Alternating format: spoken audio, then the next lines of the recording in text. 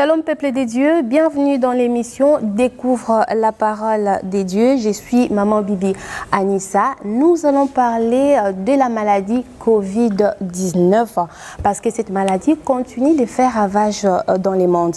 Quelles sont les causes, quelles sont les missions, quels sont les buts? Ce sont les questions auxquelles nous allons répondre. Et nous allons nous entretenir avec un homme des dieux. Il s'agit bel et bien du docteur Souvien Joseph, à qui je dis bonjour. J'espère que vous allez bien. Bonjour Maman Bibi, nous allons bien par la grâce de Dieu. Et je crois que Dieu voulant, au cours de ces moments, nous allons partager un message prophétique à son peuple. Tout à fait. Et justement pour essayer un peu d'éclairer encore et apaiser les esprits face à tout ce qui s'est dit, tout ce qui s'est fait, tout ce que nous entendons au sujet de cette maladie Covid-19. Apaiser les esprits, surtout ça. Apaiser les esprits. On peut se serrer la main ou les coudes? Apaiser les esprits, cela n'a rien à voir avec désobéir aux autorités. Donc, apaiser les esprits consiste juste à savoir qu'est-ce que la parole dit au sujet de cela et qu'est-ce qui arrive, pourquoi c'est venu, ça a quelle mission et ça va pour atteindre quel but final. Vous voyez un peu? Et nous croyons avec ferme assurance que la parole de Dieu a toutes les réponses à toutes les questions qui sont posées. J'ai envie de dire amen. Commençons par les causes. Je dois dire les causes ou la cause? Il y en a beaucoup? D'abord, avant de parler d'une cause, de la cause d'une chose, nous sommes obligés d'abord de connaître l'auteur. Nous sommes censés d'abord connaître l'auteur de la chose. Vous savez, pour ne pas aller dans beaucoup de choses, aller tout droit au but, en fait, le monde parle trop aujourd'hui de Covid-19, le monde en parle trop, chacun a son explication, chacun a son point de vue. Et j'aimerais bien attirer l'attention du peuple de Dieu que nous ne sommes pas ici en train de donner des suppositions. Nous ne sommes pas en train de présenter des hypothèses, mais nous voulons présenter la parole de Dieu. Quant à tout ce qui se passe, qu'est-ce que Dieu dit? Cela n'est pas une improvisation. Nous avons prié le Seigneur parce que c'est une chose qui nous a tous surpris. Les prophètes ne nous ont pas prévenus, mais gloire soit rendue au Seigneur, il a voulu que ça se passe ainsi. Les prophètes ne sont pas ceux qui nous préviennent, mais lui-même nous prévient quand il veut, c'est lui qui parle aux prophètes. Et nous avons un peu cherché le Seigneur dans la prière et dans sa parole, et il nous a éclairés. Alors nous voulons partager cet éclairage avec son peuple. C'est la raison pour laquelle cette émission a été organisée. Donc pour répondre rapidement à votre question, les causes, comme je l'ai dit, la cause ou les causes, si c'est beaucoup de causes ou il y a une seule cause, d'abord, avant d'y arriver, il faut d'abord qu'on parle de l'auteur. Qui est l'auteur de cette maladie, de cette pandémie Covid-19 qui fait rage dans le monde entier? Voilà. C'est de lui d'abord qu'on doit parler. Et l'auteur est? D'abord, je n'aimerais pas improviser moi-même. Quand nous voyons dans Lamentation chapitre 3, au verset Lamentation chapitre 3, ceux qui suivent peuvent bien trouver le verset. Lamentation chapitre 3, verset 37. J'ai lu au nom du Seigneur. Amen. La Bible dit, qui est-ce qui dit une chose et elle arrive quand le Seigneur ne l'a point commandé? N'est-ce pas de la bouche du Très-Haut que viennent les maux et le bien? Pourquoi un homme vivant se plaindrait-il? Un homme à cause de la peine de ses péchés? Recherchons nos voies et scrutons-les. Retournons jusqu'à l'Éternel. Élevons nos cœurs avec nos mains vers Dieu dans les cieux. Nous avons désobéi et nous avons été rebelles. Tu n'as pas pardonné. Verset 43. Tu t'es enveloppé de colère et tu nous as poursuivis. Tu as tué, tu n'as point épargné. Tu t'es enveloppé d'un nuage de manière à ce que la prière ne passât point. Et d'abord, d'après la lumière de ces passages, la Bible est claire. Que ce soit le mal ou le bien, c'est l'Éternel qui est le déclencheur. C'est l'Éternel qui est l'éternel Dieu, créateur du ciel et de la terre. C'est lui qui est le déclencheur des maux et le bien. Qui peut dire qu'une chose est arrivée sans que l'Éternel l'ait ordonné? Vous voyez? C'est que nous arrive à conclure que? Selon la parole de Dieu, il faut que le monde sache. C'est que Dieu est l'auteur, déclencheur de cette il a haussé le voile, docteur. Oui, il faut qu'on le dise. Mais vous savez, docteur, moi j'ai très envie de vous arrêter un tout petit peu. Il y en a qui seront vraiment surpris avec toutes les informations que nous avons. 800 morts dans 24 heures. Et aujourd'hui, la réponse est Dieu qui en est l'auteur. Comment comprendre? Cela est simple. D'abord, quand nous allons dans la Bible, souvent les gens ont une conception d'un Dieu Père Noël. Les hommes aujourd'hui... Mais il est bon, riche en bonté, lent à la colère. Les gens ont plus expressé la pensée d'un Dieu Père Noël.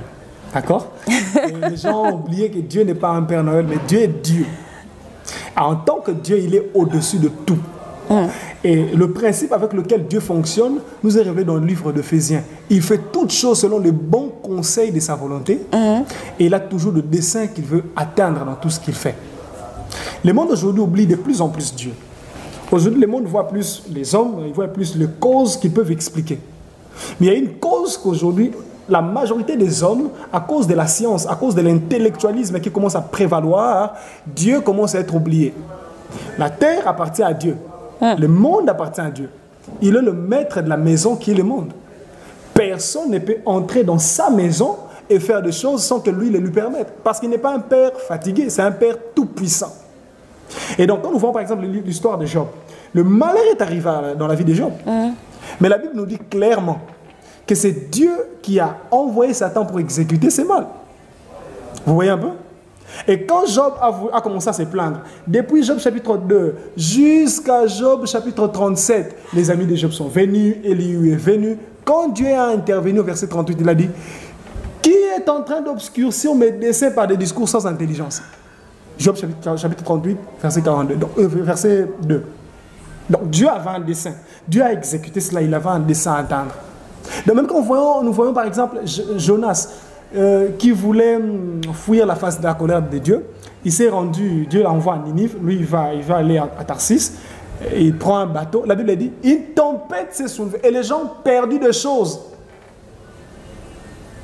Et une tempête qui a failli faire perdre plusieurs. Et la Bible dit que c'est Dieu qui était celui qui avait déclenché pour transmettre un message à Jonas. Donc au fait, le monde doit revenir d'abord. J'aimerais que le monde entier m'écoute. Que le monde doit revenir à comprendre que Dieu est le maître, il est le chef, la terre lui appartient, c'est à lui qu'appartient la domination de toutes les nations. Il est le roi, il règne sur les règnes des hommes. Et aucune chose, bien ou mal, ne peut arriver sans que lui, le Dieu tout-puissant, ne soit d'abord à l'auteur. Et il a des desseins, il a un dessein ou des desseins qu'il va atteindre à chaque fois qu'il déclenche soit un mal, soit un bien. Et ce sont ces dessins que nous allons apprendre aujourd'hui. Qu'est-ce que Dieu va atteindre derrière tout ça? Voilà. Et si on peut déjà répondre à la question? D'abord, avant... Parce que déjà, la réponse à la première, elle est un peu choquante. Hein? C'est Dieu. C'est Dieu. Et pour quelle mission? Pour prouver quoi? Pour faire comprendre quoi? La réponse simple à cette question, c'est que d'abord, Dieu ne fait rien pour rien. Dieu fait tout pour un but. Il a un but qu'il va atteindre. Dieu ne fait rien pour rien. Nous n'accusons pas Dieu, mais nous disons seulement ce que Dieu a fait. Dieu en est le déclencheur. Mais maintenant, la deuxième question à laquelle j'aimerais répondre, c'est pourquoi est-ce que Dieu, ou en d'autres termes, qui est si Dieu est l'auteur, est-ce qu'il est aussi l'exécutant direct de cette pandémie? En lisant les Écritures, nous allons nous rendre compte que lorsqu'il s'agit d'un plan négatif, le Seigneur a quelqu'un qui l'utilise pour exécuter ses plans. Et c'est quelqu'un qui l'utilise s'appelle le diable. Tel que dans l'histoire de Job. On va prendre l'histoire de Job, mais beaucoup d'histoires encore dans la parole de Dieu. J'aimerais parler un peu aux prophètes qui nous suivent en ce moment. Parce qu'aujourd'hui, nous avons un petit problème avec le prophète. Beaucoup de prophètes prophétisent, ne prophétisent pas selon l'analogie de la foi. Paul dit que celui qui prophétise le fait selon l'analogie de la foi. Vous pouvez être en train de prier et que vous voyez dans une vision, on vous montre un démon ou un sorcier, ou une voix qui vous dit Satan est en train de faire ceci, est en train de faire cela. Ça ne veut pas dire que Satan est devenu tout puissant, il décide quand il veut faire une chose, il le fait. Non. Satan est l'exécuteur de la volonté négative de Dieu. Ok. Dans la vie de Job, c'est Satan qui a exécuté ses malheurs. Mais c'est Dieu qui a permis à Satan d'exécuter ses malheurs. Pourquoi? Parce que Dieu avait un dessein à atteindre. Vous voyez un peu? Donc, l'exécuteur de ses plans est l'ennemi. Nous pouvons prendre Job chapitre 1, verset 12, et Job chapitre 2, verset 6. Satan est allé là, ils ont causé et tout. Et il a exécuté le mal. Donc, Dieu est l'auteur, Satan est l'exécuteur, et il est sous l'ordre de Dieu.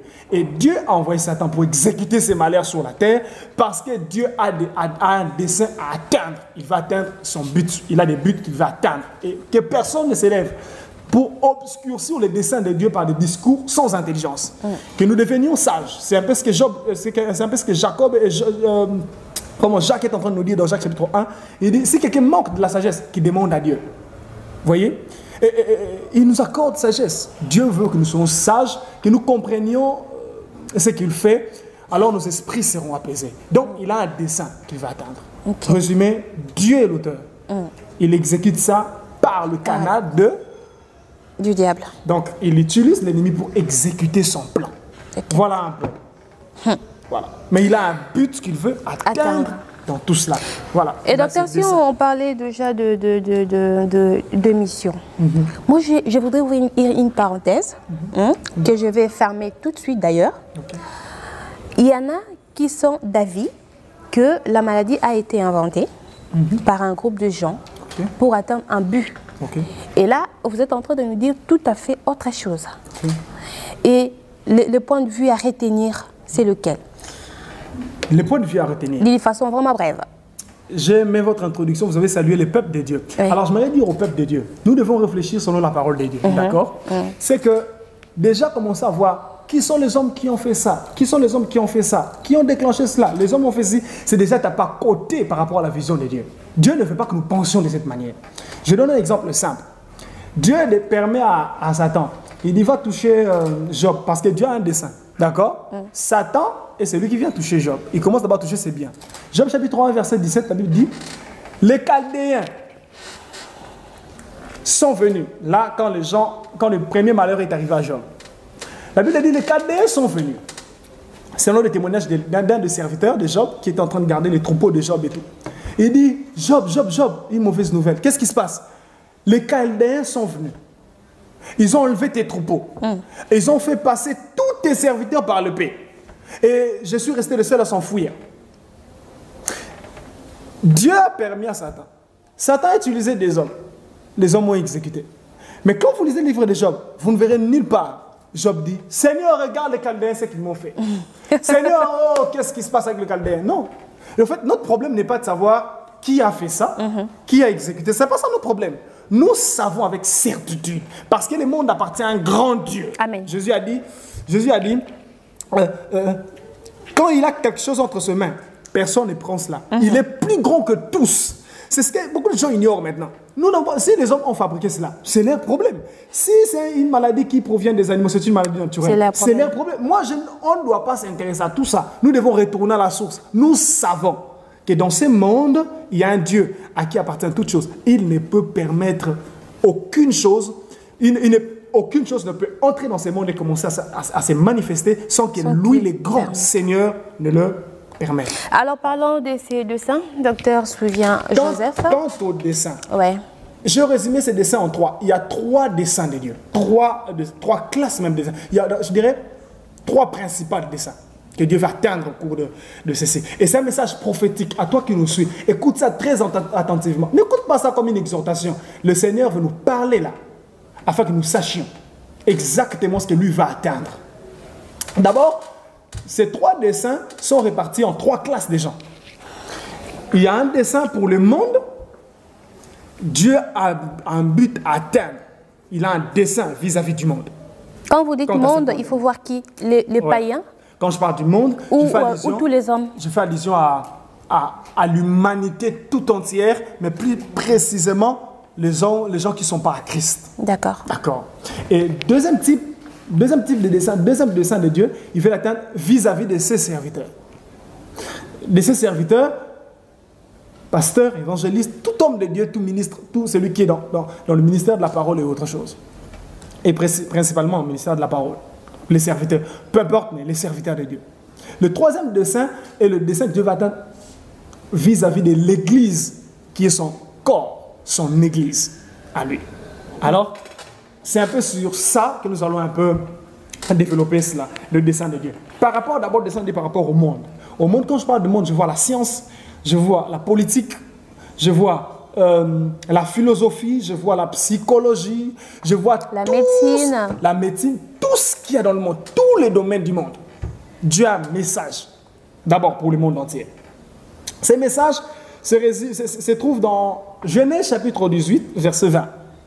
Là, les trois anges sont venus, les trois hommes sont venus vers Abraham. La Bible dit qu'ils sont descendus pour aller détruire Sodome et Gomorrhe. Ils sont descendus vers Abraham. Et ils ont parlé un peu avec Abraham, ils ont mangé et tout. Maintenant, le Seigneur, pendant qu'ils étaient en train de marcher, ils allaient vers Sodome. Le Seigneur s'est dit à lui-même, cacherai-je à Abraham ce que je vais faire? Allez, commence à révéler à Abraham. Ok? Et nous croyons fermement que c'est ce que le Seigneur aussi a fait, pendant que j'étais en train de le prier. Lui demander ce qui se passait.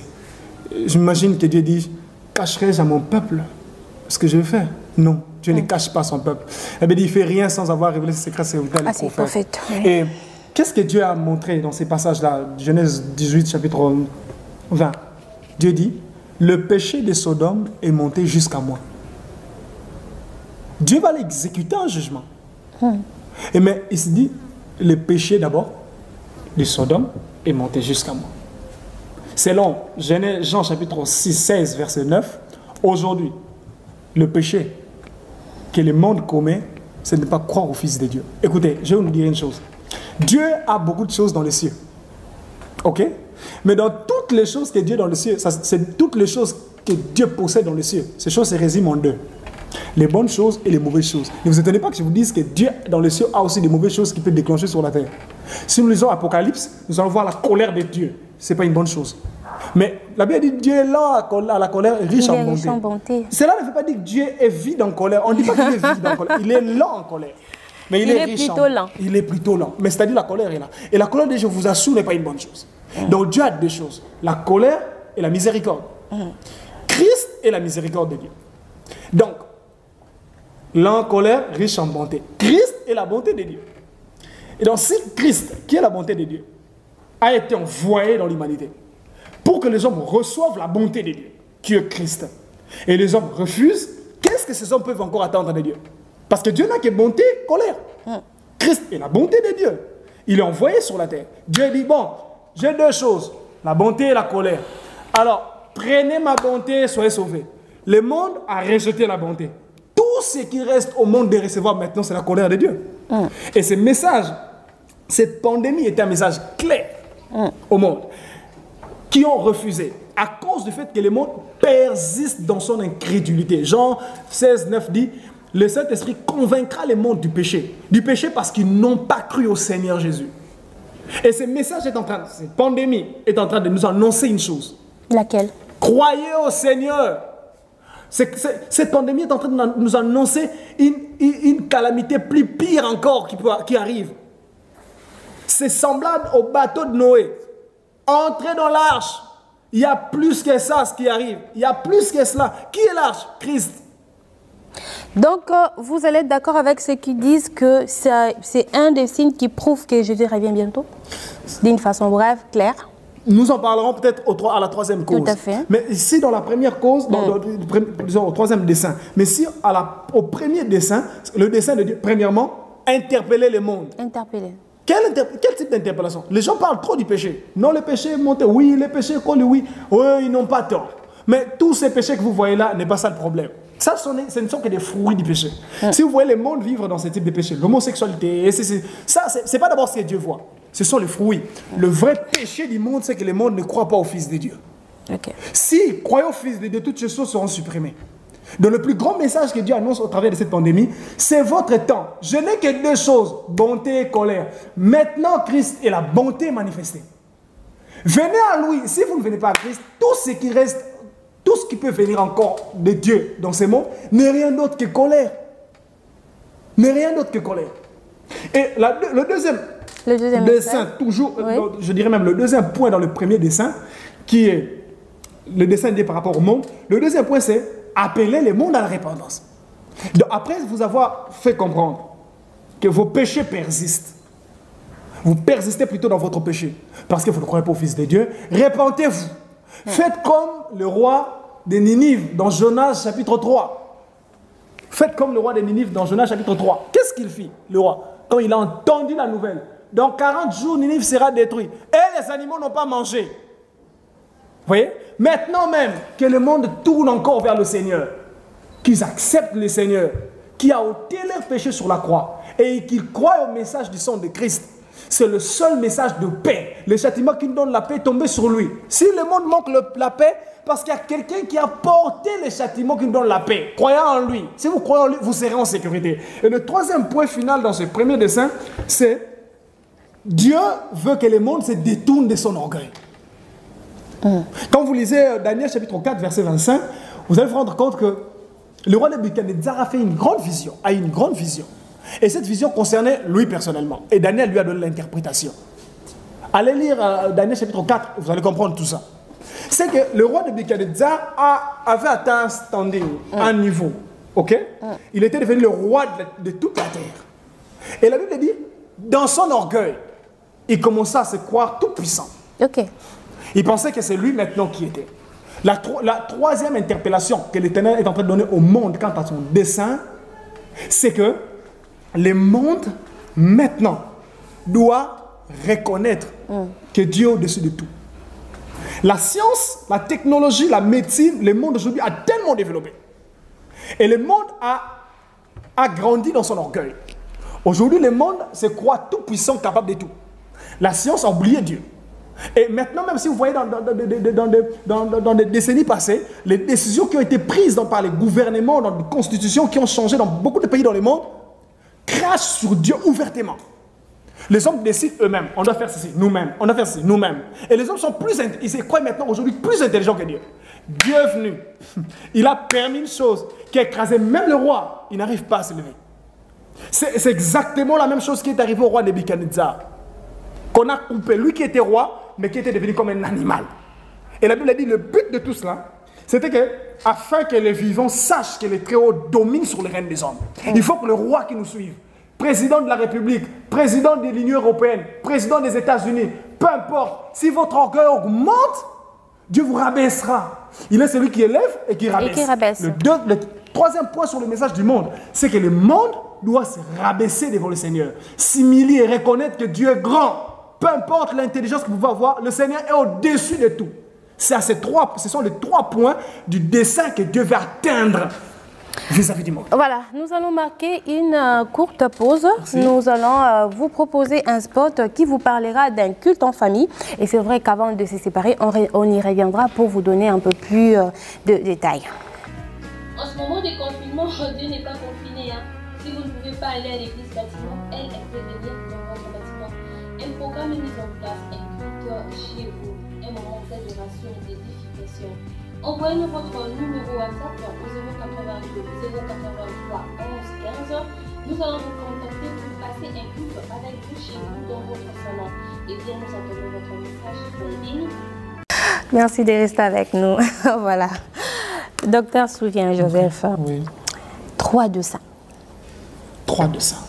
Le troisième. Le deuxième. Deuxième et puis troisième. D'accord. Le dernier point du deuxième. On n'a pas parlé du deuxième. Allons-y. Le premier dessein de Dieu, oui. Dieu a un dessein qu'il va atteindre vis-à-vis du monde. Et ce dessein est celui-ci. Rappelez au monde qu'il n'a que deux choses. Son fils qui représente sa bonté et sa colère. Si vous ne recevez pas son fils, il y a la colère qui vient. Dieu appelle le monde à recevoir le Seigneur de tout leur cœur. Quand ils recevront le Seigneur, ils banaliseront, ils mettront à côté toutes sortes de péchés qui produisent comme le fruit disparaîtront à cause du Christ qui est le Fils de Dieu. Dieu appelle le monde à la repentance, c'est-à-dire à tourner vers le Seigneur. Et enfin, Dieu appelle le monde à renoncer à son orgueil, à s'humilier, à reconnaître qu'il est tout puissant et qu'il est capable de neutraliser encore, peu importe la puissance technologique que vous pouvez avoir, moderne, je ne sais de quelle manière, Dieu au-dessus de ton moderne.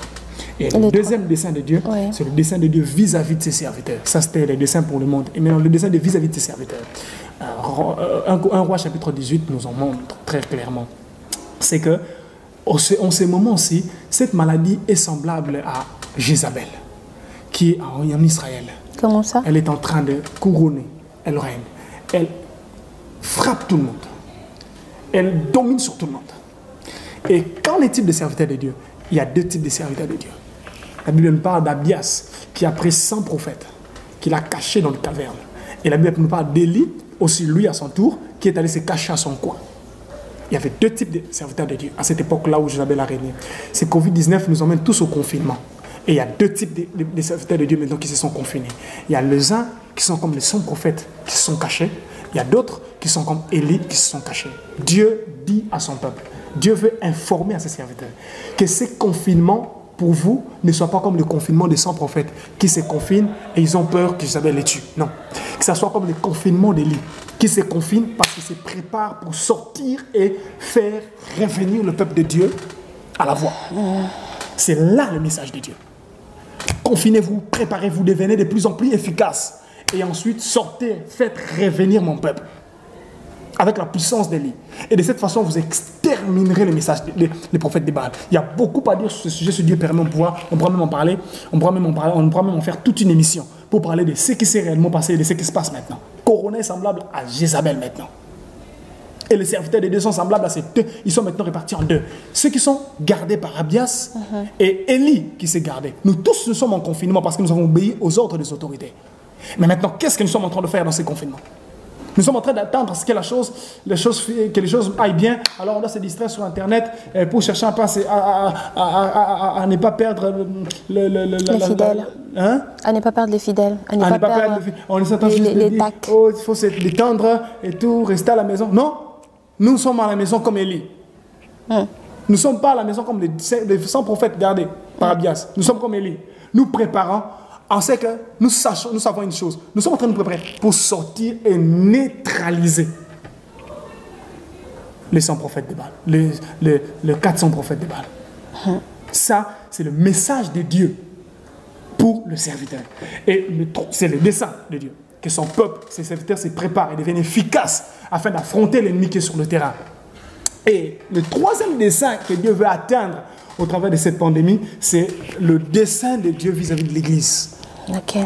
Son dessein vis-à-vis de l'Église se résume dans Matthieu chapitre 24 au verset 32, je crois. Matthieu chapitre 24 au verset 32.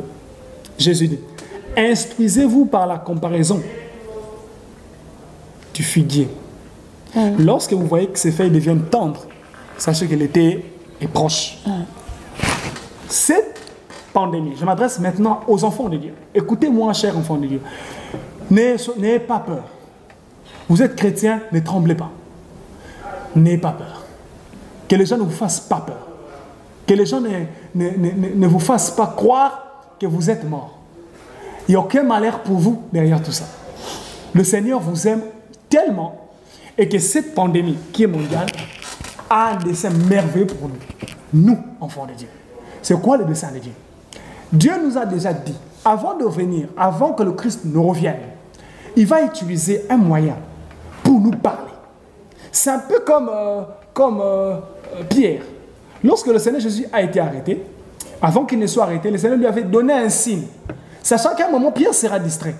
Il lui a donné un signe. Il dit, avant que le coq ne chante 3 fois, tu me réuniras. Le coq était comme celui qui a été destiné par Dieu pour rappeler à Pierre qu'il s'était un peu écarté, afin qu'il nous revienne. Et il lui avait donné un signe de la même manière.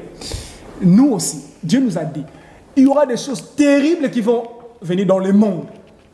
Il y aura des tremblements de terre, il y aura des maladies, il y aura de la famine partout, il y aura tellement de choses qui vont venir. Il dit, quand vous voyez ces choses, sachez justement que l'été est proche. C'est tout. Ça ne veut pas dire, quand vous voyez ces choses, commencez à pleurer, non. Commencez à dire, Seigneur, non. Sachez justement qu'une chose, que l'été est proche. Cette pandémie est en train de nous annoncer la venue de notre Seigneur. Quand nous voyons cela, nous devons adopter 2 attitudes. La première, l'attitude de louange. L'attitude de louange, pourquoi? L'attitude de louange à la gloire de celui qui vient. Maintenant que l'Église commence à louer le Seigneur qui a dit qu'il vient. Pourquoi? Parce qu'il avait dit qu'il nous donnera un signe. Quand j'entends les cris des morts, des gens qui meurent, je ne me réjouis pas de ceux qui meurent. Même moment, quand je me retourne dans la parole de Dieu, je me réjouis. Qu'est-ce que je dis? Seigneur, merci. Merci parce que tu viens. Tu avais dit que ceci arrivera et ça me fera connaître que tu viens. Et la deuxième attitude, docteur? Et la deuxième attitude consiste à maintenant regarder au Seigneur et dire, Dieu, nous avons capté le message. S'il te plaît, accorde au monde la repentance et aie pitié du monde. Nous devons prier afin que le Seigneur enlève ces malheurs qu'il y a dans le monde. Dieu ne peut que nous écouter. La deuxième attitude consiste à l'attitude que Moïse a eue. Lorsque le peuple d'Égypte a été frappé par toutes sortes de plaies, c'est Moïse qui a arrêté le plaie. Le plaie venait de l'Éternel. Dieu écoutait Moïse quand il intercédait. Vous comprenez? Et de même, nous devons prier. Seigneur, fais quelque chose. Et prier, mais dans la compréhension. J'ai compris et je prie. Oh Seigneur, j'ai capté le message, tu arrives. Et je prie. Cela sera un geste semblable à Jonas dans le bateau. Ah, il y a toujours des bruit. Quand il a compris, il s'est jeté, il s'est sacrifié. Qu'est-ce qui est arrivé? Et maintenant Dieu dit, comprenez, ne tremblez pas. Ça, c'est pas une prière à faire. Maintenant, la prière à faire, c'est, oh Seigneur, ta parole est vraie. Tu avais dit que ceci arrivera et c'est arrivé. J'ai compris, tu m'interpelles de me préparer, d'être toujours prêt. Je me prépare encore, Seigneur. Et puis après, oh Père, aie pitié du monde. Enlève ces malheurs. Je nous rassure, avec la compréhension, Dieu enlèvera ces malheurs qui est en train de s'abattre sur la terre. Pour résumer tout ce que je viens de dire, je vais résumer ça en ceci. Quel est le but de toute cette pandémie? En un mot, je dirais que cette pandémie a un but principal. Ce but est celui-ci. Rappelons au monde que la Bible est la parole de Dieu. Rappelons au monde que la Bible est la parole de Dieu. Et que la Bible ne trompe point. Tout ce qu'elle dit est vrai. La preuve en est, c'est l'accomplissement.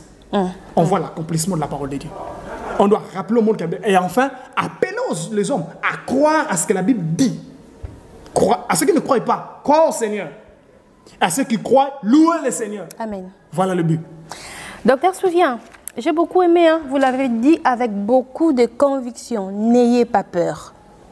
Et que direz-vous de gestes barrières? C'est laver les mains, c'est protéger, éviter. En rapport avec tout cela, je n'ai qu'un seul mot. Il faut dire, moi je suis un enfant de Dieu. Je le sens Jésus sur mes mains. Je peux ne pas les laver. Je vais dire quelque chose de simple. Laver les mains, ne pas se serrer les mains, se serrer la main. Garder une distance de 1 mètre. On a respecté. Hein. Qui a dit cela? Les autorités. Les autorités. Et qu'est-ce qu'elle nous dit au sujet des autorités? Par rapport aux autorités. Il faut obéir aux autorités. Donc je dis aux enfants de Dieu, nous devons obéir aux autorités, c'est tout. Mais obéissez aux autorités. Mais n'oubliez pas ceci. Seul Dieu peut vous épargner de tout cela. Je vais donner une indication simple. Dans la Bible, les pharisiens, avant de manger, se lavaient les mains à tout moment. Et ils étaient étonnés de voir qu'il y a une tradition qui a été instaurée. Les disciples de Jésus ne l'observaient pas. Je n'encourage pas les gens à ne pas se laver les mains, non. Mais les disciples de Jésus ne l'observaient pas. Ils sont venus auprès de Jésus. Seigneur, tes disciples ne lavent-ils pas les mains? Comment ça? Et qu'on sort. Jésus les regarde et dit, ce n'est pas ce qui entre dans la bouche qui suit l'homme, mais ce qui sort de la bouche qui suit l'homme. Je ne dis pas aux gens, ne lavez pas les mains pour vous appuyer sur ce verset. Non. Mais qu'est-ce que je vais vous dire? Je vais vous dire ceci. Vous pouvez vous laver les mains. Si Dieu décide que cette maladie vous atteigne, ça vous atteindra. D'accord? On a beaucoup d'exemples qu'on peut illustrer cela. Obéissez aux autorités. Mais placez toute votre confiance au Seigneur. Et adoptez cette attitude qui pourra mieux vous garder. Oui. Obéissez aux autorités. Voilà ce que Dieu nous recommande dans sa parole comme mesure préventive aussi, que nous devons prendre. C'est quoi cette mesure préventive? Rester à la maison spirituelle, la maison de notre esprit. Appliquer les sangs de l'agneau. Et dans la maison, commencer à manger l'agneau, la Pâque. Ce qu'il a fait. Voilà, chrétien. Ça, c'est la mesure préventive la plus sûre. Reste dans l'esprit. Et deuxièmement, applique les sangs avec l'hysope. L'hysope est le symbole de la foi. Et que par ta foi, applique les sangs de Christ. Comprends que le châtiment qui frappe le monde, Christ a déjà été châtié par coronavirus à ta place. Amen. Et enfin, mange l'agneau. C'est-à-dire, loue le Seigneur pour ce qu'il a fait. Et docteur, lave les mains, obéis aux autorités. Docteur, très rapidement, Que direz-vous au sujet de la fermeture des églises? Il y a eu polémique, hein? Il y en a qui ont dit qu'il fallait que les églises restent ouvertes parce que c'est un vrai combat spirituel. Il y en a qui ont dit que ça fait partie des précautions à prendre. En une seconde. En une seconde, oui. Je dirais que Dieu veut lancer aussi un message aux églises bâtiments. Juste les faire comprendre que vous devez revenir au vrai culte. Les enfants de Dieu ont perdu le vrai culte pendant un temps. Et ils étaient devenus des dimanche, je pars à l'église. Lundi, je pars à l'église. Je pense que Dieu a utilisé les autorités de cette façon pour amener chaque enfant de Dieu à comprendre et à réaliser que le culte, le vrai culte n'est pas ce que nous allons faire là-bas à l'église. Oui, la communion entre nous est très importante, mais voilà ce qui compte le plus, moi et le Seigneur. Je crois, à mon avis, que Dieu veut restaurer le cœur de son peuple, ramener encore le cœur de son peuple à lui et non pas au bâtiment. Nous allons profiter de votre présence, homme de Dieu. Oui. Nous allons vous demander de prier, mais prier pour ceux qui sont malades. Parce qu'on a peur de la maladie, on ne veut pas être atteint, mais quand on est malade, il faut attendre la mort, ou il faut espérer encore, prier encore, attendre encore que le Seigneur fasse quelque chose. Prier spécialement pour ceux qui sont atteints de la coronavirus. Déjà, il y a un sujet qui avait fait débat lorsque vous avez parlé de ça sur les nets. Vous avez demandé à ce que ceux qui sont malades, ceux qui sont atteints du coronavirus, qui vous contactent pour que vous puissiez prier pour eux. Il y en a qui étaient choqués. Je ferme cette parenthèse, d'accord? On va simplement prier pour ceux qui sont déjà malades. Est-ce qu'ils peuvent encore espérer? Est-ce qu'ils peuvent encore être guéris? Le verbe pouvoir, j'aime pas employer, c'est entre Dieu et sa parole. Je n'aime pas mettre est-ce qu'il peut. Non, Jésus a crié sur un papa qui avait son enfant qui tombait partout, par-ci, par-là. Il dit à Jésus, si tu peux guérir les Jésus s'est écrit, hein? Si tu peux. Toi, tu me dis, moi, si tu peux. Non, cette phrase-là ne concorde pas avec Dieu ou la parole de Dieu. Il n'y a pas de limite pour Dieu. Pour Christ, il n'y a pas de limite. Rien n'est impossible. Donc même au loin, si même vous avez un frère qui est atteint de coronavirus, suivez cette prière avec foi. Le Seigneur le guérira. Je vous dis la vérité, le Seigneur le guérira. Le Seigneur guérit toute maladie. Amen. Nous allons prier. La Bible dit qu'il guérissait toutes les maladies. Ok? Et la preuve en est, pour que vous sachiez que le Seigneur peut guérir votre frère atteint de corona, vous qui êtes malade, qui nous suivez, peu importe votre maladie, posez la main là où vous avez mal. Quand le Seigneur vous guérira, vous ferez entendre cette vidéo aussi à une autre personne. Vous verrez qu'il sera guéri de la même manière que vous, même s'il a corona. Si une personne a été déjà détectée par le médecin qu'il a corona et qui n'est pas encore au niveau des soins intensifs, vous pouvez prier pour lui, il sera guéri. Et si le médecin, parce que le médecin ne permet pas que là où les gens sont réanimés, que les gens y entrent, voilà un peu, c'est ce qui fait qu'on peut prier que dehors. Mais sinon, on vous a déjà testé, vous avez corona, vous avez peur, vous êtes en confinement, vous me suivez, écoute. Ou vous avez déjà des symptômes. Pose ta main là où tu as mal. Et maintenant que je parle, la puissance de Dieu a déjà commencé à agir. Nous croyons au Dieu de miracle. Il vous guérira. Je prie au nom du Seigneur. Tendre Père, je te bénis de tout cœur. Je te rends grâce pour le Seigneur Jésus, que tu nous as donné comme solution à tous nos problèmes. Lorsque nous avons besoin de guérison, il devient notre guérison. Lorsque nous avons besoin de la nourriture, il devient notre nourriture. Lorsque nous avons besoin du salut, il est notre salut. Maintenant, Seigneur, il y a un peuple qui a besoin de la guérison. Le Christ qui est devenu notre guérison. Père, je te prie que ce Christ s'applique en eux. Que Jésus devienne leur guérison de façon concrète. Dans le nom de Jésus-Christ. Je commande à tout esprit d'infirmité qui est sur toi, de toutes sortes de maladies, te causant toutes sortes de maladies. Maintenant, dans le nom de Jésus-Christ, dégage le corps que tu occupes. Pars et ne reviens plus jamais dans leur vie. Et que le royaume de Dieu s'installe dans votre vie maintenant. Soyez guéris, restaurés. Et rendez témoignage à celui qui est vivant. Le Seigneur Jésus-Christ de Nazareth. Qui nous a sauvés de tous nos péchés. Et aujourd'hui, qui nous guérit de toutes nos maladies. Merci tendre Père, car tu nous as exaucés. Dans le nom de Jésus, tu as guéri tous ces gens. Je te rends grâce, car ta puissance a été libérée. Et ce peuple est guéri à la gloire du Père. Alléluia. Bénissons le Seigneur. Que ton nom soit béni. Amen. Amen. Amen. Tu peux regarder là où tu avais mal, tu peux constater ta guérison. Tu es guéri. Et n'hésite pas de nous écrire au cas où tu voudras bien passer ton témoignage. Docteur Sophia, merci beaucoup. Merci Avant beaucoup. Que nous puissions nous séparer, nous allons vraiment d'une façon très très brève, cette fois-là, parler d'une conférence à Molongolisoni qui se prépare. C'est pour quand? Ça a été prévu pour le 28 mars. Oui. Mais malheureusement, le confinement dans notre nation n'a pas permis à ce que cela puisse se tenir encore. Nous attendons la décision des autorités. D'accord. Et lorsque les autorités vont déclencher, vont ouvrir ces moments, alors nous allons programmer à nouveau à quelle date. Mais sinon, c'est pour très bientôt. Très bientôt. Un programme Molongolisoni. Tout problème que vous avez, tout type de problème, cette rencontre, Dieu a dit qu'il est là, il sera là justement pour faire une chose, enlever ta honte. Quels sont les problèmes de péché, quels sont les problèmes spirituels, physiques, familiales, santé, de toutes sortes de problèmes que vous avez, mariage et autres choses bloquées. Si c'est l'ennemi qui est derrière votre problème, le Seigneur en ce jour-là ôtera votre propre. Parlons du programme Culte en famille. Culte en famille, nous avons un programme là que nous avons mis en place dans ce moment de confinement.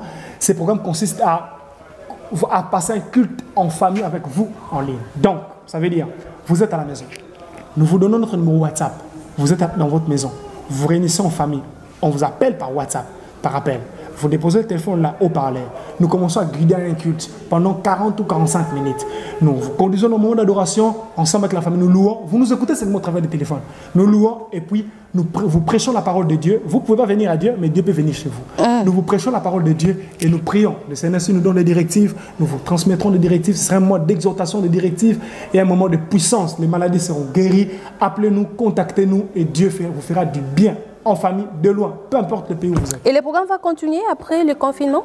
Ou c'est un programme spécial confinement? C'est plus spécialement pour confinement, mais si cela a aidé beaucoup de gens, pourquoi pas continuer plus tard? Pourquoi pas continuer? Merci beaucoup, Docteur Souvien, votre présence nous a bénis. J'ai été énormément béni d'être reçu. Merci d'avoir répondu à toutes nos questions. Merci beaucoup. Nous allons remercier Madame Anne-Marie. Madame Anne-Marie, la responsable de ces cadres qui nous a bien accueillis. La salle des fêtes panafricaine, c'est sur la 12e rue, c'est ça? Oui. 12e rue, numéro 48, à la Cité Verte. Nous sommes dans la commune de Selembao. La commune de Selembao. Ville de Kinshasa, République démocratique du Congo. Voilà. Nous sommes arrivés à la fin de cette émission. Merci beaucoup, peuple des dieux. Merci beaucoup à vous tous qui nous avez suivis. Nous allons nous retrouver sûrement et certainement au prochain numéro. Et ça sera avec la même joie. Que le Seigneur vous bénisse.